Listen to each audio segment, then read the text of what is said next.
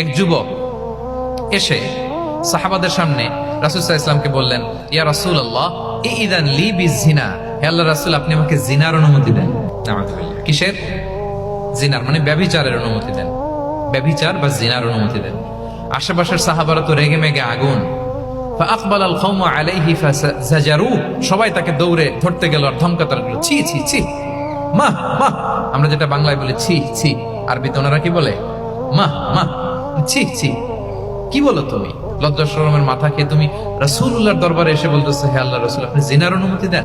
যে রাসূল আল্লাহর পক্ষ থেকে বাণী শোনায়, ওয়ালা তাকরাবুজ জিনা, তোমরা ব্যভিচারের নিকটবর্তীও হয়ো না। আর তুমি সেই নবীর কাছে এসে আবদার করতেছো জিনার অনুমতি দেন। তারা যখন তেরে আসলো এই যুবকের দিকে, রাসূল সাল্লাল্লাহু আলাইহি ওয়াসাল্লাম তাদেরকে থামালেন, বললেন যে তোমরা থামো, যুবককে ডেকে আনো আমার কাছে। যুবককে নিয়ে আসা হলো। রাসূল সাল্লাল্লাহু আলাইহি ওয়াসাল্লাম তাকে পরম আদরে কাছে টেনে নিলেন। এবার তাকে জিজ্ঞেস করলেন, তুমি জিনার অনুমতি চাও না? বলে যে ইয়া রাসূলুল্লাহ জি, জিনার অনুমতি চাই। তখন রাসূল সাল্লাল্লাহু আলাইহি ওয়াসাল্লাম বললেন, তুমি আমাকে উত্তর দাও তো, তুমি বলো তো, তুমি কি পছন্দ করবে যে কোনো পরপুরুষ তোমার মায়ের সাথে এই জিনাটা করুক? তোমার এটা ভালো লাগবে? সে বলে, লা ইয়া রাসূলুল্লাহ, না, কখনো না। আমার মায়ের সাথে কেউ এই পাপাচারে লিপ্ত হবে, এটা কোনো মানুষ মেনে নিবে না। আমি কেন, কেউ মেনে নিবে না। তারপর রাসূল সাল্লাল্লাহু আলাইহি ওয়াসাল্লাম তাকে বললেন, তুমি তোমার কলিজার টুকরা সন্তান, কন্যা সন্তানের সাথে, তোমার কন্যার সাথে কেউ এই পাপ কাজটা করুক, এটা তুমি মেনে নিবে? এটা তুমি পছন্দ করো?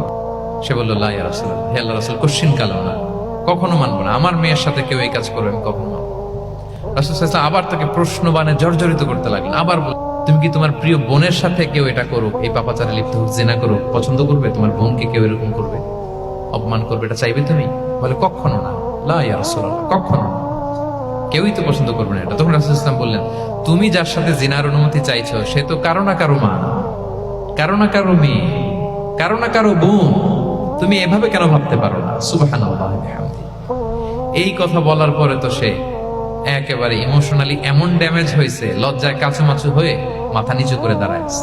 তখন রাসূল ইসলাম তার পিঠে একটা আলতো চাপড় মারলেন, পরম মমতায় আলতো চাপড় দিয়ে তার জন্য দোয়া করলেন, আল্লাহুম্মা গফির যামবাহ ওয়া তাহহির কলবাহ ওয়া হাসসিন ফারজাহ। আল্লাহ তুমি এই যুবকের পাপ মোচন করো, আল্লাহ তুমি তার অন্তরটাকে পরিশুদ্ধ করো, আল্লাহ তুমি তার চরিত্রটাকে নিষ্কলুষ করো। এই হাদিসের রাবি উনি বলতেছেন, ওই দিনের পর থেকে এই যুবক কখনো কোনো পরনারীর দিকে রাস্তায় তাকায় নাই। তাকে যখন এইভাবে রাসূল সাল্লাল্লাহু আলাইহি ওয়াসাল্লাম প্রেজেন্টেশন করলেন, হাদিসের বর্ণনাকারী বলেন, এরপরে আমরা কোনোদিন তাকে পরনারীর দিকে তাকাতে দেখি নাই।